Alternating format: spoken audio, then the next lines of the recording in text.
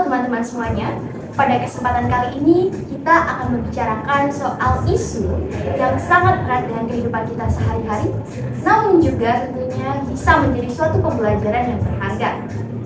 Namun sebelum kita berlanjut pada pembahasan yang lebih menarik lagi, pada kesempatan kali ini saya akan mengenalkan tamu dan juga narasumber di hari ini. Yang pertama ada narasumber. Perkenalkan, nama saya Gaina Gerlan, saya sebagai Duta Genre DKI Jakarta.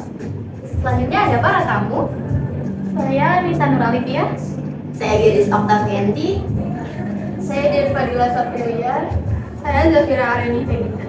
Baik, dan saya sendiri Anissa Widya Syafira sebagai moderator pada diskusi hari ini. Pada talk show kali ini, kami mengusung tema seputar mental health di kalangan remaja, yang tentunya menjadi salah satu isu yang relevan dan juga menarik. Tapi, sebetulnya apa sih mental health itu? Kita akan dengarkan jawabannya dari narasumber kita. Langsung aja. Ya, langsung aja Kak. Mental health ya.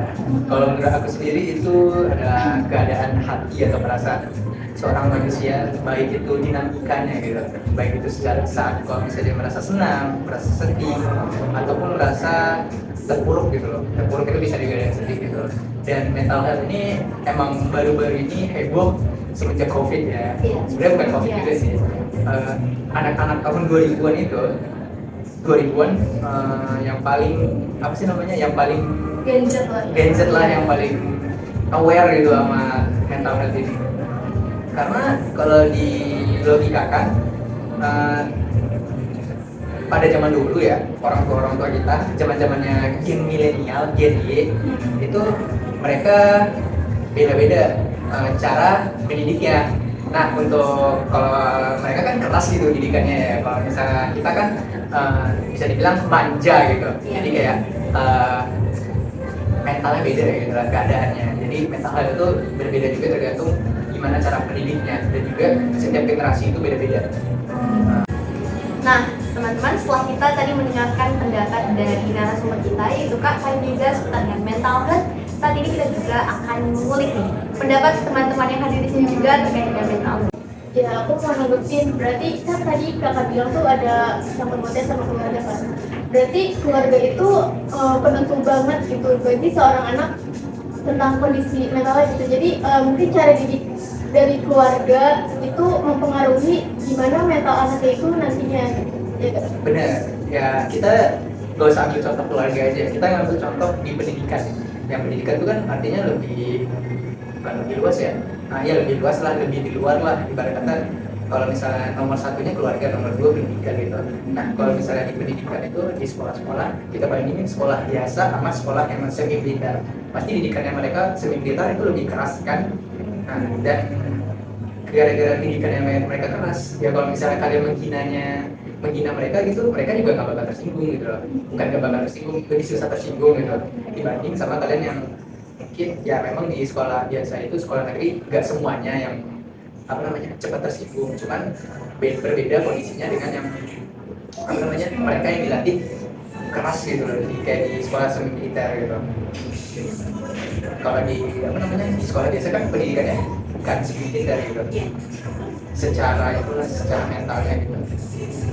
Tapi aku mau nanggepin nih, kalau menurut kakak dari contoh pendidikan, kalau menurut aku dari keluarga juga itu faktor utama ya, karena keluarga itu lingkaran paling kecil dan paling kita ketemu setiap hari. Benar. Kalau dari keluarganya aja ada rasa tidak nyaman antara orang tua dan anak, ada rasa tidak percaya diri, ada rasa tidak kepercayaan, atau misalnya banyak banget nih orang tua yang menyakiti melewati perkataan, misalnya bilang sesuatu yang negatif tentang anaknya, atau hal yang sering kita temuin, orang tua suka membanding-bandingin anak dengan anak orang lain. Itu kan bisa berdampak fatal juga kan keluarga. Jadi menurut saya yang pertama itu keluarga dulu. Keluarga, ya benar, karena keluarga itu kayak kalau diibaratkan bumi nih, ini banyak pengibaratan bumi itu intinya, keluarga itu intinya. Kalau pendidikan itu masih poros-poros luarnya lah gitu. Jadi emang dari keluarga ya, dan kita juga sebagai mungkin calon yang orang tua gitu harus ngerti bagaimana kondisi mental mental dari anak kita nanti, karena setiap orang itu bakal berbeda gitu kondisinya. Bisa aja nih dalam satu keluarga kakaknya kuat mentalnya nih, adiknya nggak kuat, manja-manjaan, karena ya kadang ya pastilah ya adik itu hakikatnya lebih manja gitu. Jadi ya tergantung juga orang tua harus pintar-pintar ngadepin anaknya bagaimana gitu. Menarik juga sih, karena memang faktor keluarga ini berpengaruh banget, apalagi sebagai bagian inti gitu dari pembentukan karakter dan mental seorang anak. Maka kita harus punya awareness terkait hal itu. Oke. Ya, tapi sayangnya kan di Indonesia tuh nggak ada kayak sebelum orang tua nikah atau dia milih buat punya anak itu nggak ada ilmu parentingnya dulu gitu. Jadi kayak kalau di luar negeri kan ada dulu kan kayak orang tua itu sekolah dulu biar dia tahu gimana cara ngadepin anak gitu. Dan kan di Indonesia kebanyakan ya orang tua tuh punya pola asuh yang beda-beda dan mereka seringnya menganggap kayak ya ini cara aku mendidik anak aku gitu. Jadi mereka seringnya nggak peduli gitu, apalagi kalau misalnya kadang ada kasus aku nggak tahu sih ya ini beneran dirasain sama banyak orang atau enggak, cuman sebenarnya cenderung anak yang misal dia punya orang tua yang toksik itu, anak yang ada di keluarga toksik itu lebih aware sama masalah itu, dan biasanya mereka punya pola pikir yang beda dan mereka tahu gini cara buat mendidik misal adiknya gitu ya misal dia lebih paham gitu dibanding orang tuanya. Tapi saat misal anak itu nasehatin orang tuanya atau ngasih tahu kayak ini kalau misalnya anak ngelakuin salah jangan diomelin, nanti kita tahu orang tua itu biasanya orang tua malah ngerasa kayak lu kayak kamu tuh masih kecil gitu nggak tahu apa gitu, dianggap remeh gitu kan, biasanya kasusnya kayak gitu kan. Jadi kayak lampan gitu kayak menjadi kan. Nah itu aku baru dengar juga sama jujur aja di sana ada program kayak edukasi remaja-remaja dong berarti kan. Ada kita tuh dipersiapkan juga untuk kayak bagaimana cara kita menjadi orang tua yang baik, hadapinnya sebagai menghadapi lebih tepatnya sih, menghadapi anak dengan gimana. Terus persiapannya juga apa saja yang diperlukan secara mental, finansial, dan itu ada 10 dimensi, 10 apa 8 dimensi gitu yang perlu disiapkan sebelum menikah dan memiliki anak.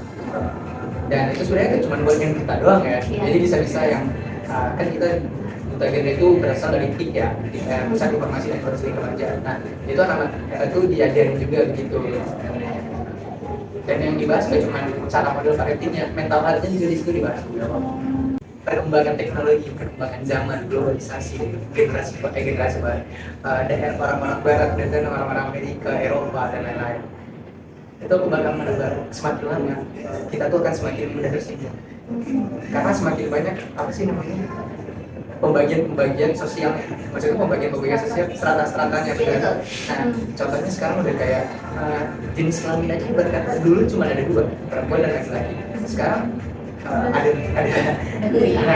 ada biseksual dan gitu. Kalau misalnya pronoun kata ganti ya istilahnya, kata ganti buat orang Indonesia.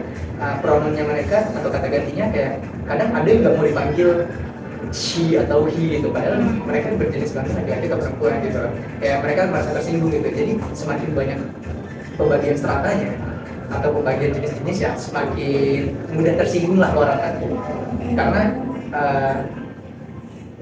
memperlihat apa namanya, kalau misalnya kita manggil dia he gitu kan, he gitu ibaratnya pronounnya kan itu luas banget ya, he-nya bisa yang maco, muskular, atau yang cowok yang agak melambai gitu kan bisa, tapi dia tetap nggak akan tersinggung. Nah kalau misalnya kita bilang dia kayak apa namanya, kalau zaman sekarang kita manggil dia maco tapi dia agak baca, nah dia bakal tersinggung karena ya udah ada gitu yang menjurus ke situ gitu loh.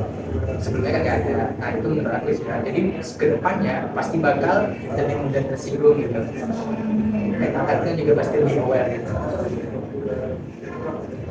Emang luas banget sih pembahasannya. Tapi emang bener sih kata Dian, kalau misalkan kita udah ngerasain kayak misalkan kita punya mental health dan kita ngerasain, jadi kita lebih aware dan kita nggak akan mau bersikap itu ke orang lain. Betul, benar. Ya istilahnya manusia itu sebenarnya penyayang lah, sifat dasar manusia. Jadi kalau misalnya dia ngerasa oh gue dari orang lain nyakitin gue nggak boleh kayak gitu ke orang lain gitu. Sifat dasarnya gitu, cuman ada yang tetap kayak ya ngerasa wah ini orang lain harus ngerasain juga apa yang gue rasain, ada juga. Iya. Itu ada lagi kasusnya. Iya benar, tadi kata Dian juga kan kalau orang yang punya mental health itu pastinya dia lebih aware ya. Tapi mohon maaf ya, mental health itu semua dimiliki sama orang. Oh iya. Semua orang. Iya maaf. Jadi saya sendiri kayak ngerasa kayak saya mau lebih baik nih ke adik saya gitu. Nanti juga buat kedepannya buat anak-anak saya gitu, udah melihat kedepannya jangan sampai kayak gini gitu. Kalau dari saya sendiri kayak gitu. Berarti memang setiap orang juga punya mental yang berbeda dan ada cara pandang dia terhadap suatu hal itu juga pasti bakal beda tergantung dengan bagaimana kondisi mental juga, parenting orang tua juga. Tapi tadi menarik sih Kak, kalau saya sebenarnya kan sekarang nih kita lagi gencar-gencarnya nih isu mental health ya. Tapi kadang kita lupa kalau misalnya ada istilah inner child. Kalau pernah dengar nggak Kak? Inner child. Iya. Pernah. Iya. Menurut Kakak istilah itu tuh kayak gimana sih Kak? Yang ini aku tangkap ya, Iya. itu yang aku baca setelah banyak banget sumber yang aku baca. Inner child itu kalau aku kasarnya ngomongnya orang yang belum dewasa. Bukan berarti kayak kita semua nggak punya, ya semua orang dewasa sih pasti punya inner child, cuman sifat dewasa mereka pasti lebih dominan daripada inner child. Dan inner child itu ya laki-laki pasti itu lebih gede inner child. Karena kalau misalnya kalian lihat dimanapun itu, kalau misalnya ada dua orang yang telah menikah, laki-laki dan perempuan, pasti yang perempuan ini walaupun belum punya anak, sifat ibunya udah muncul, tapi dia nanti muncul ke si suaminya ini, ke pasangannya ini, dan suami pasti bakal lebih ke kanak-kanakan. Nah, mungkin kalau menurut aku yang inner child itu sifatnya kanak-kanakannya itu, walaupun emang ada kayak orang apa sih namanya, gue punya traumatis masa lalu nih, inner child gue menangis melihat ini gitu, kan ada tuh ya gitu. Cuman ya itu tergantung dari masing-masing juga. Kalau misalnya emang udah menerima masa lalunya, bukan menerima sih, memaafkan masa lalunya dan memaafkan traumatisnya itu, rasa traumatisnya itu. Berbicara tentang pengalaman traumatis juga dan memaafkan pengalaman traumatis, mungkin dari teman-teman di sini ada yang mau berbagi gitu terkait dengan bukan hanya pengalaman traumatis atau mungkin sesuatu yang memang bisa diceritakan dan bisa memberikan suatu insight buat teman-teman di rumah. Ya mungkin aku mau sedikit aja sih. Kalau misalkan inner child ini kan kayak udah banyak banget gitu ya Kak. Iya. Sama kayak jadi kayak sampai orang-orang tuh apa tuh inner child, apa tuh inner child, sampai apa tuh kayak udah di luar itu bukan inner child padahal, tapi orang bilangnya kayak gitu gitu. Nah, kalau misalkan kayak gitu, berarti kan itu emang kurang pengetahuan tentang itu kan Kak. Nah, kalau misalkan istilah-istilah yang kayak gitu nih, kayak istilah-istilah yang kayak banyak banget nih yang booming tentang mental health, tapi itu orang-orang tuh salah berpandangan tentang itu. Oke, kita ambil dari pengertian ahli dulu ya, inner child. Inner child itu menurut dikutip ya dari Essential Session of Psychotherapy yang ditulis oleh Dr. ada yang PhD. Inner child itu merupakan kumpulan dari peristiwa, baik itu buruk maupun baik itu peristiwanya, dan dialami seseorang di waktu kecil. Jadi dialaminya yang kita tahu umur anak kecil berapa sih? Sampai 12 tahun lah, di bawah 12 tahun. Itu di atas 12 tahun itu udah mulai pubertas dan mulai remaja gitu. Remaja sebenarnya masih bisa dihitung ya, kadang gara-gara ya kadang ya remaja kan masih pubertas, mentalnya belum stabil gitu.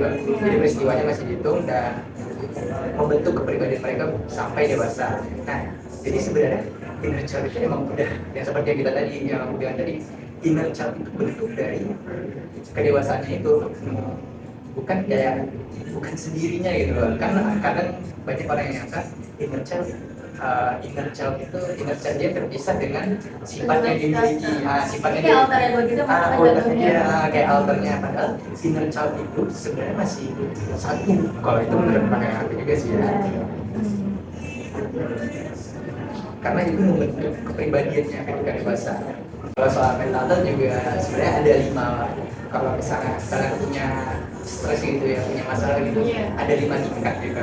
Yang pertama ada tingkat 0 gitu ya, ada punya masalah, berarti sehat ya, Gimana ya? sehat juga. Kayak kalau misalnya kalian lagi ngegas santai gitu kan, nggak ada tekanan dari dosen gitu kan, nggak ada deadline gitu kan, nggak ada tekanan kan gitu kan sama kerjanya. Nah yang tingkatan selanjutnya, tingkatan satu, lelah atau tertekan. Nah ini biasanya kalau simpelnya dosen udah mulai ngasih banyak tugas nih, udah mulai lelah ya, tertekan gitu ya. Terus fase yang kedua, fase level 2 atau fase yang ketiga. Fase yang ketiga burnout. Burnout itu bahasa terjemahan ke Indonesianya, aku kasih contohnya langsung. Ini ada kalian membakar kertas, kan kertas ini udah habis nih, api bakarannya kan nggak bisa dibakar lagi. Nah itu burnout gitu. Jadi kayak udah nggak bisa dibakar lagi gitu loh. Udah capeknya tuh udah nggak bisa dibakar lagi. Kalau tingkat 2 masih bisa dibakar, tapi ini udah nggak bisa dibakar lagi. Nah ini udah mulai kayak ya namanya burnout biasanya udah capek, suka ngantuk gitu. Terus ke level 3 atau fase yang keempat, mengasingkan diri. Biasanya ini udah mulai suka menyendiri gitu. Udah mulai mengasingkan diri dari luar lah pokoknya, bahkan dari keluarganya sendiri gitu. Nah baru nih yang fase yang terakhir, fase yang fase level 4 alias fase yang terakhir itu mental illness atau apa namanya, gangguan mental atau suicide ideation, kepikiran bunuh diri. Nah ini yang fase yang paling apa namanya, paling parah. Nah kadang orang-orang juga pikirnya, wah gue udah sampai mental illness nih, padahal mereka masih paling tidak di tingkatan 1, di tingkatan yang lelah dan tertekan. Ya itu gunanya juga kita harus bisa mengidentifikasi masalah-masalah mental kita gitu. Jadi jangan sembarangan kayak bilang gue mental illness nih, padahal banyak yang bangga gitu. Padahal orang-orang yang punya gangguan mental atau yang enggak bangga, justru mereka kayak mengasingkan diri itu tadi gitu. Jadi kalau misalnya ada yang bilang dia mental illness tapi dia masih ikut BEM atau HIMA, ya jangan percaya. Jangan percaya, banyak itu langsung aja bilang lo tuh cuma lelah, lo alay gitu. Tapi nggak bisa digituin juga ya, nggak boleh dibilang alay. Tetap aktif, karena yang tadi tingkatan itu bisa naik tanpa kita sadari. Burnout itu bisa jadi kehilangan arah, udah mulai kehilangan arah, udah mulai bingung sih di depannya, belum kehilangan arah. Karena kan ada nih yang udah capek, bingung gitu mau ngapain gitu kan. Padahal ada yang males kayak kamu bingung ngapain, padahal tugas numpuk gitu. Sering kan. Sebenarnya itu bisa jadi fase yang burnout tadi, atau yang memang tertekan tadi, karena semakin banyak beban yang menekan kita, itu bikin kita burnout bisa juga. Atau yang burnout tadi, kalau misalnya emang beneran udah bingung mau ngapain, itu bisa jadi burnout, udah mulai hati-hati. Aku boleh nyanggah pernyataan kakak sebelumnya nggak? Yang masalah yang self diagnosis. Kalau misalnya menurut aku ya, cara seseorang menghadapi masalah itu beda-beda. Jadi kapasitas mental mereka itu kan beda-beda ya. Jadi ada beberapa orang yang mungkin dia coba buat nyembuhin atau dia coba ngilangin rasa sakit dia kan. Kalau misalnya mental issue itu kan nggak kelihatan sakitnya kan, untuk di dalam gitu, nggak bisa diobatin. Ya kalau ke dokter nggak akan ketahuan, kecuali ke psikolog gitu kan. Ya mungkin karena cara orang setiap menghadapi masalah itu beda-beda. Mungkin ada beberapa orang yang cara dia menghadapi masalah atau cara dia coba buat nyembuhin diri dia sendiri itu dengan cara seeking attention gitu loh. Coba nyari perhatian ke orang lain gitu, walaupun emang ada annoying gitu ya, kita kan sebagainya. Karena ngadepin orang yang punya mental issue itu udah gampang gitu, itu butuh energi yang banyak banget gitu. Jadi mungkin kalau misalnya aku, karena udah banyak banget kasus remaja bunuh diri yang mungkin teman-temannya ini gak pada tahu kalau misalnya dia sebenarnya punya masalah itu. Nah mungkin kalau ada orang yang benar-benar mungkin kayak, gue nggak merasa gue nggak baik nih sama diri gue sendiri, mungkin lebih baik diarahin gitu, dikasih tahu kayak, oh coba lo pergi ke sini gitu. Jadi jangan langsung nyanggah kayak atau gak percaya gitu, karena kita nggak ada yang tahu kan.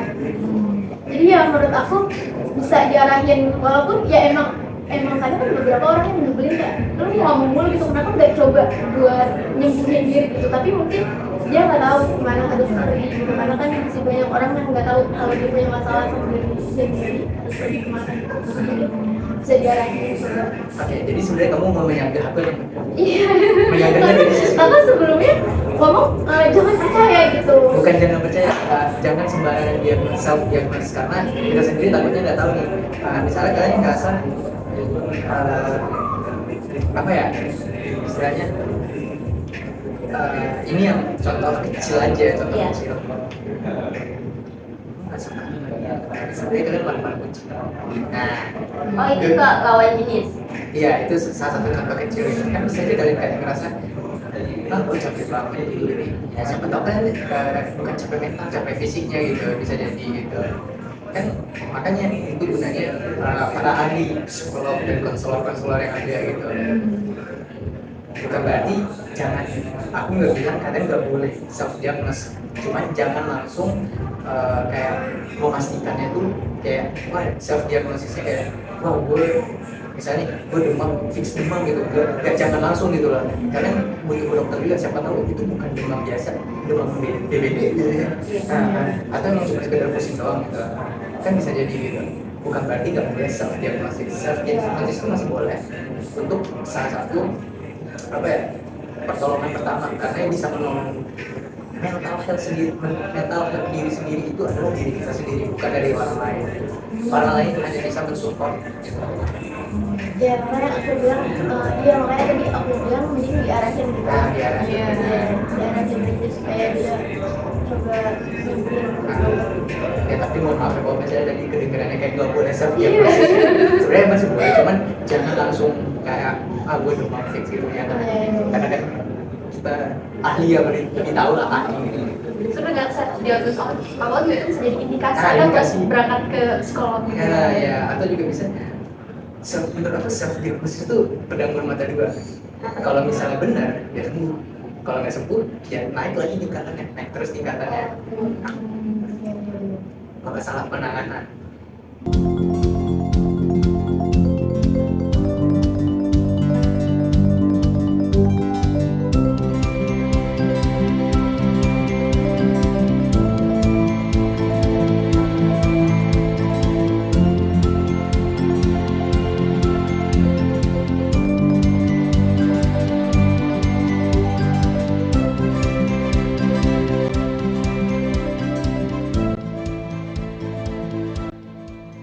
Kalau misalkan untuk di mahasiswa sendiri kan kita juga banyak banget ya Kak. Oh, iya. Di mahasiswa dari kita sendiri itu banyak banget apa sih masalah-masalah, tekanan-tekanan dari luar, belum lagi organisasi atau yang kerja dan segala macam.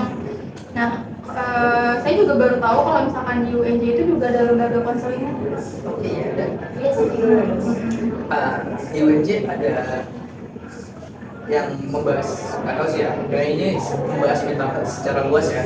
Itu ada dua, tingkat Athena, UPT LBK dan tingkat Athena. Tingkat Athena itu yang organisasi dari mahasiswanya, sedangkan UPT LBK itu yang dari dosennya, kampusnya itu sendiri gitu. Jadi agak berbeda. Kalau di UPT LBK kan lebih ke ahli gitu. Kalau di tingkat Athena UNJ itu sekedar konselor sebaya. Jadi apa namanya, peer apa namanya, remaja antar remaja gitu. Dan tentunya ya yang jadi konselor itu udah dilatih gitu loh, bukan cuma sebarang doang.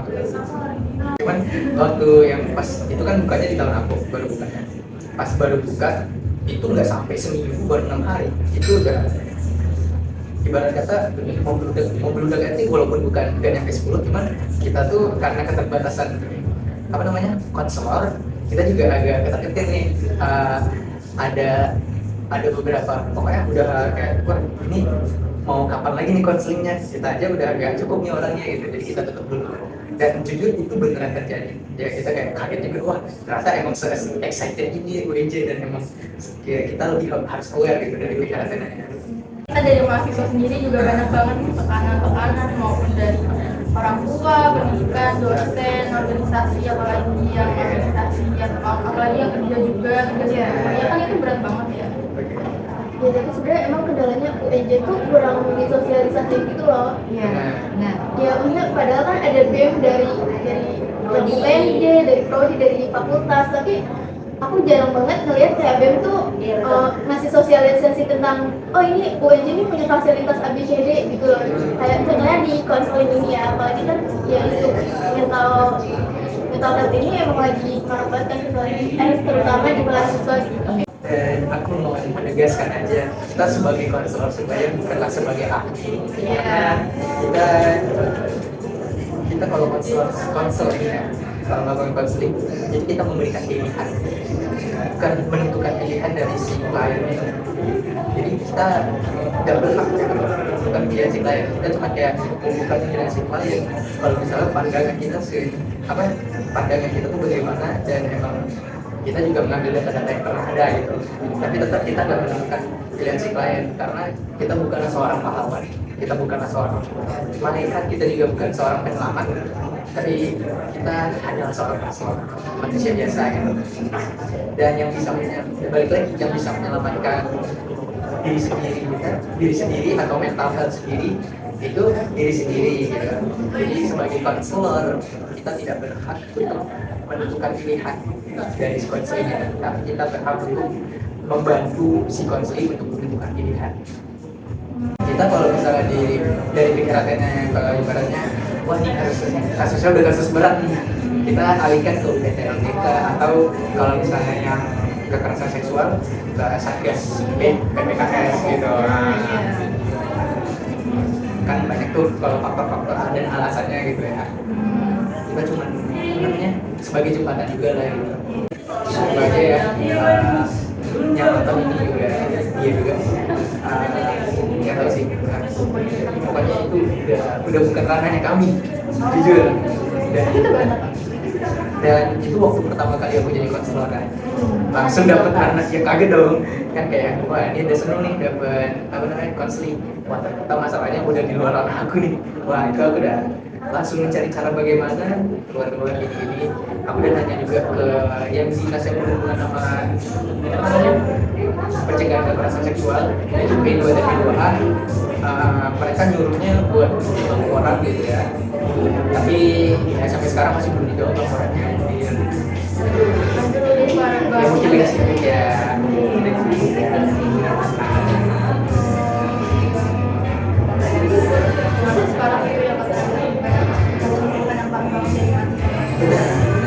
Apalagi di WJ waktu itu kan dari masalahnya ya, namanya ex-hibis. Memang kayak secara pandangan pelaku ex-hibisme itu tidak merusak mental health ya, ex-hibisme atau tidak menyangkut mentalnya yang melihat dia gitu. Tapi kalau misalnya yang melihat dia itu punya traumatiknya kekerasan seksual, pasti bakal ngaruh ke mental health dia lagi gitu. Jadi ya segala hal berpengaruh.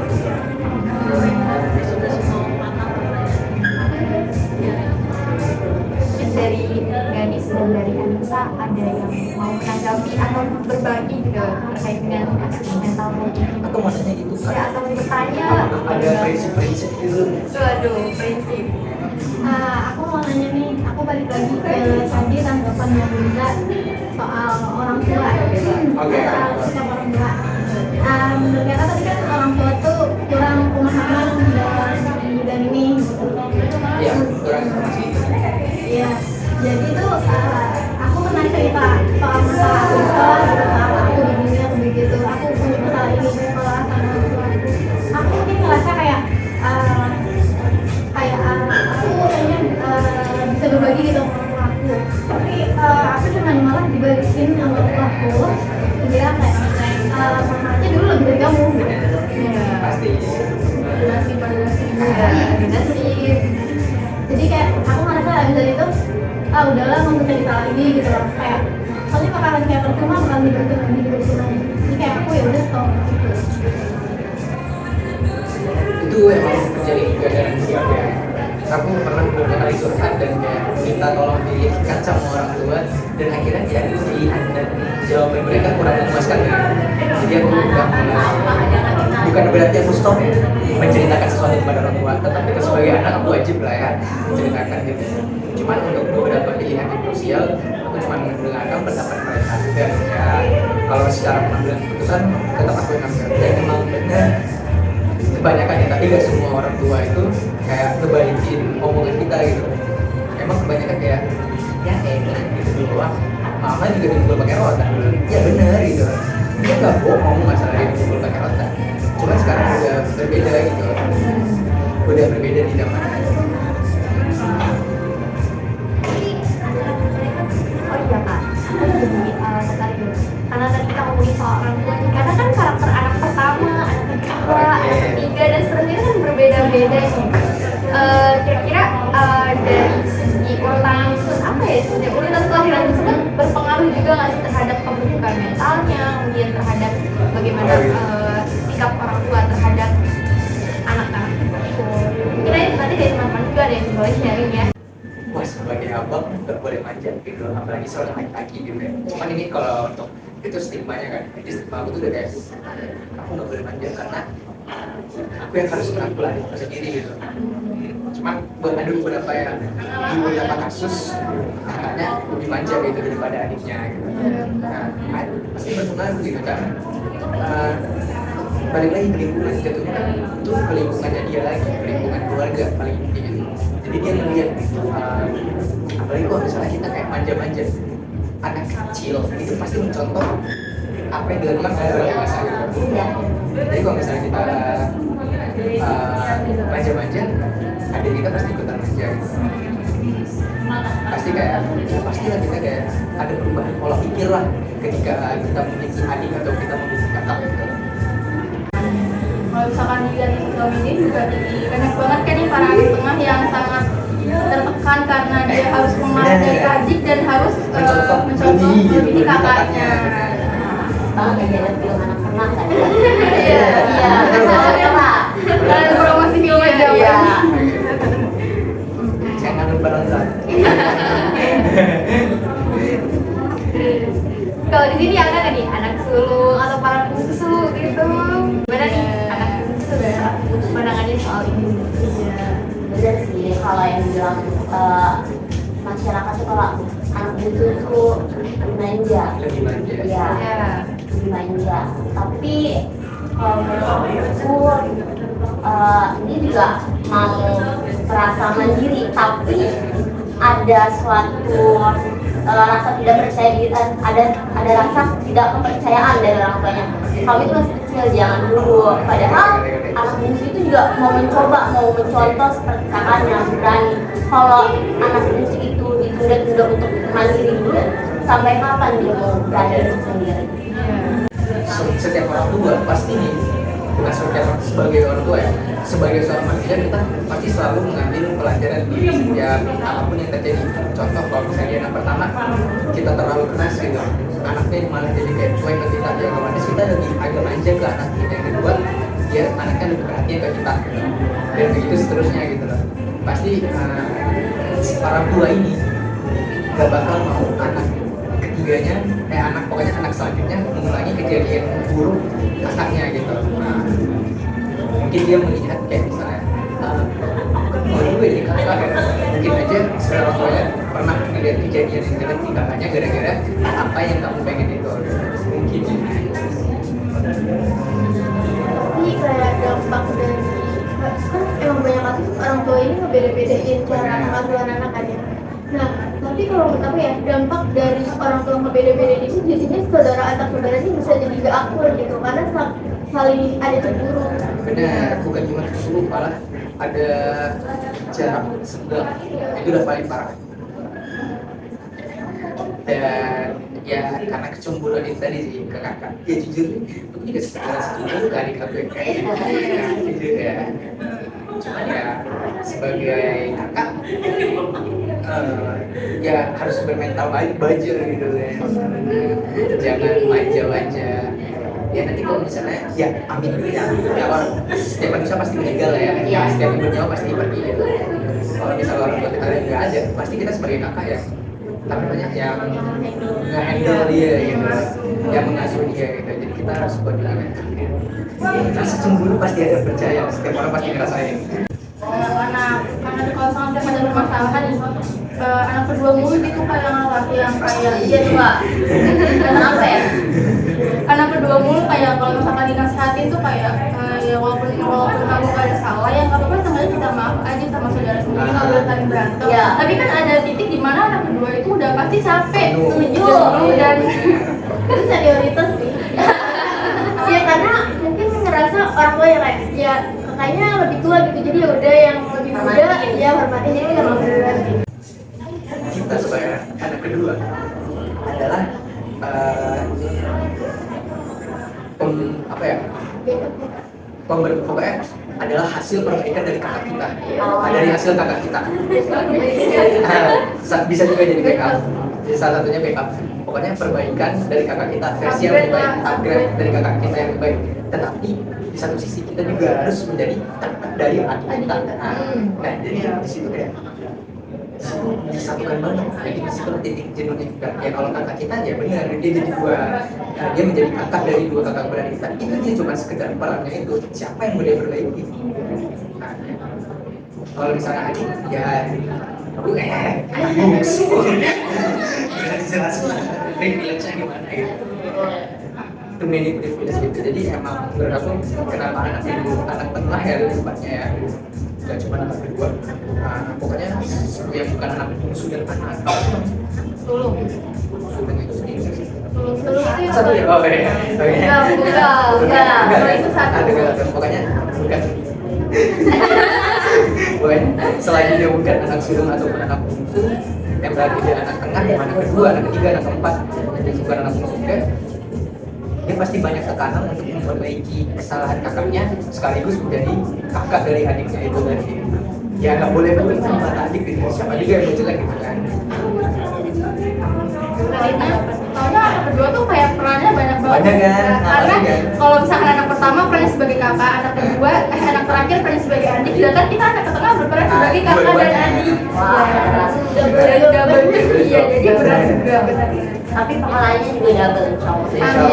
Iya, insya Allah. Aku jadi tertarik gimana nih tanggapan anak bungsu nih. Aku lagi. Bener nggak? Banyak privilege yang didapatkan oleh anak bungsu. Alhamdulillah banyak.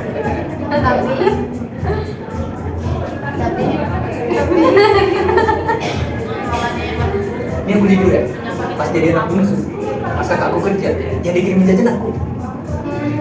Sekarang ya walaupun kadang dikirimin jajan gitu ya, tapi cuma GoFood sekarang ya bersyukur aja yang dikirimin jajan bukan adik aku sendiri gitu.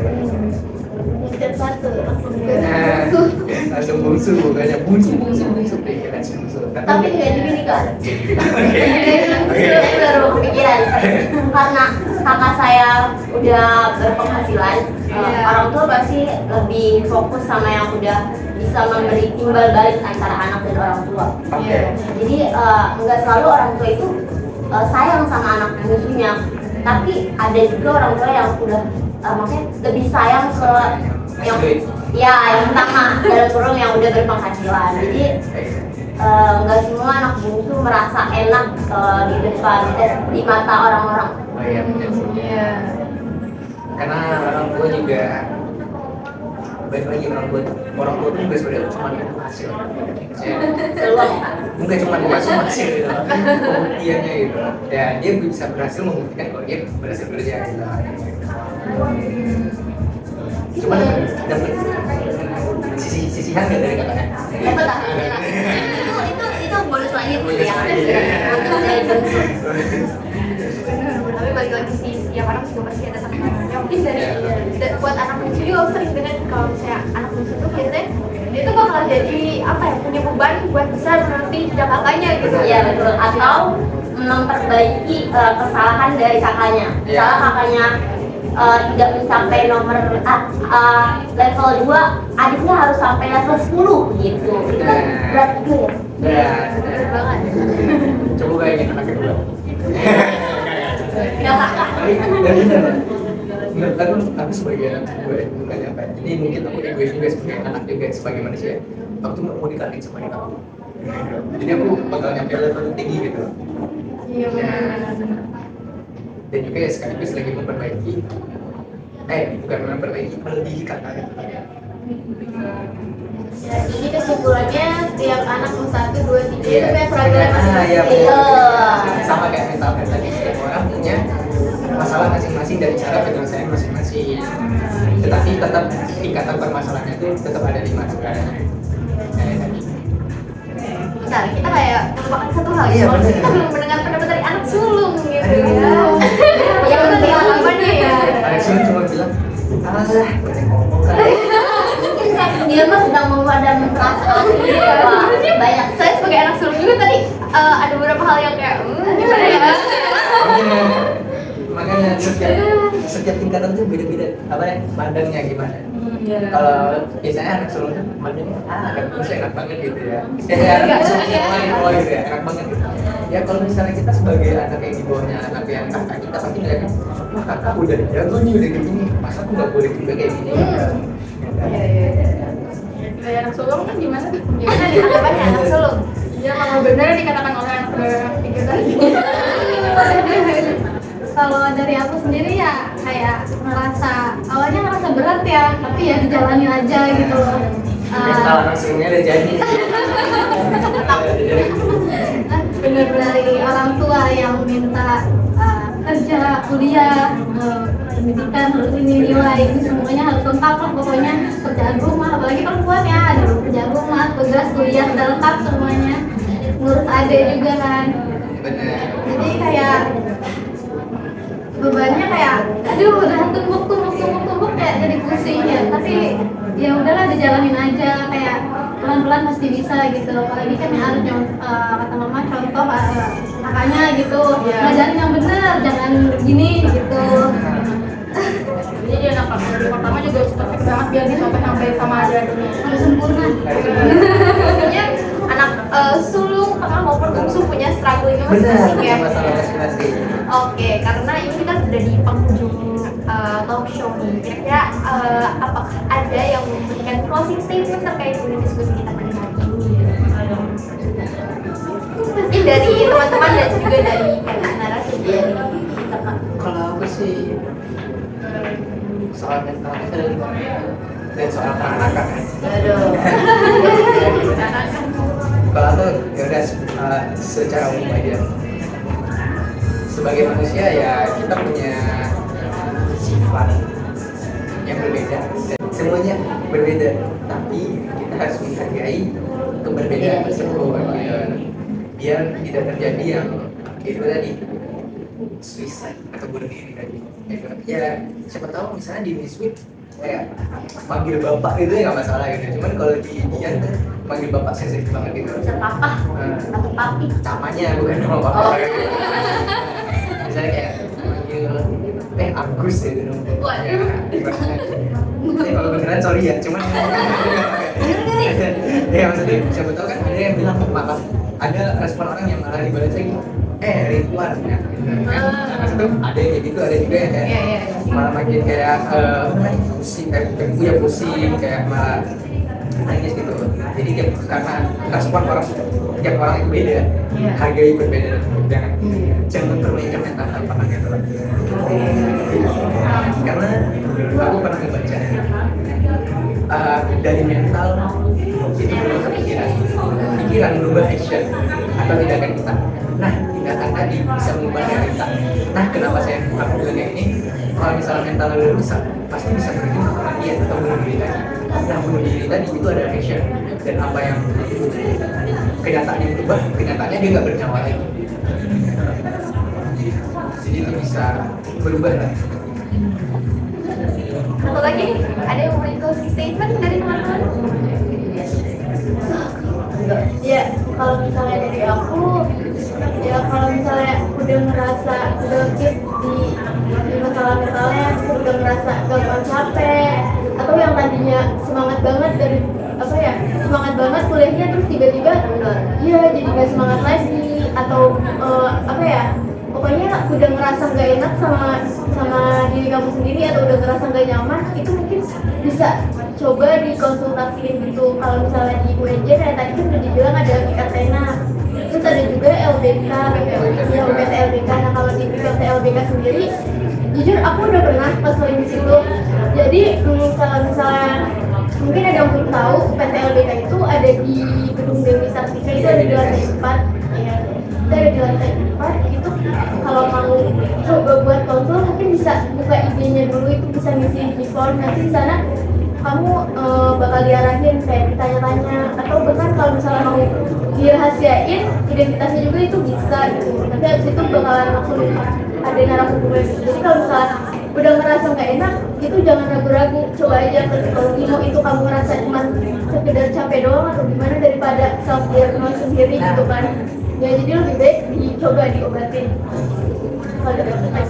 Sorry namanya, self diagnosis boleh sebagai pertolongan pertama, tetapi jangan langsung percaya, karena kita bisa jadi salah diagnosis. Siapa tahu kita cuma pilek tapi ternyata flu gitu kan, flu yang berat gitu lah, sama ada demamnya gitu.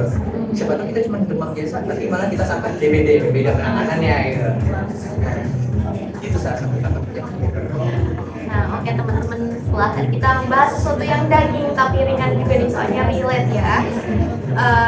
Karena kita tadi udah membahas soal mental health, terus ada juga terkait dengan gimana sih perspektif dari anak pertama, kedua, dan ketiga, terus dari sudut pandang gimana cara kita menghadapi ketika kita sedang mengalami mental illness itu kita harus ngapain. Tadi kita juga udah menjabarkan dan udah dijabarkan juga oleh narasumber dan juga teman-teman.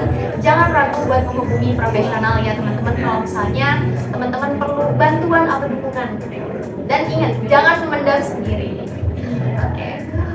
Mungkin sekian yang bisa kami sampaikan. Kami dari kelompok 5 pamit undur diri. Wassalamualaikum warahmatullahi wabarakatuh. Sampai jumpa.